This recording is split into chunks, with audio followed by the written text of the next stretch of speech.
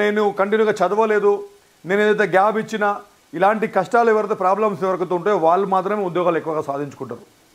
అది ఎందుకు ఏందని కూడా మనం ఫర్దర్గా మాట్లాడదాం. మరి నేను చెప్పే విషయాలు స్టార్ట్ చేసే ముందు ఎందుకు ఇవన్నీ చెప్తున్నానంటే, ఏదో ఇది ప్రాంక్ వీడియో కాదు మీరు 5 నిమిషాలు చూసి వెళ్ళిపోవడానికి, లేకపోతే ఇది ఏదో టైంపాస్ మీమ్స్ కాదు మీరు 2 నిమిషాలలో ఓడగొట్టడానికి. మంచిగా టైం పడుతుంది, 1/2 అవర్ 45 మినిట్స్ టైం పడుతుంది. ఎవరికైతే ఇంట్రెస్ట్ ఉందో వాళ్ళు ఖచ్చితంగా ఉండండి. ఈ ఒక్క వర్క్షాప్ మీరు కంటిన్యూ లాస్ట్ వరకు మాత్రం ఉంటే 100% మీరు జాబ్ సాధించుకొని పోతారు. ఓకేనా? అట్లనే నేను అడిగిన విషయాలకు మీరు ఖచ్చితంగా కామెంట్ కూడా చెప్తూ ఉండండి.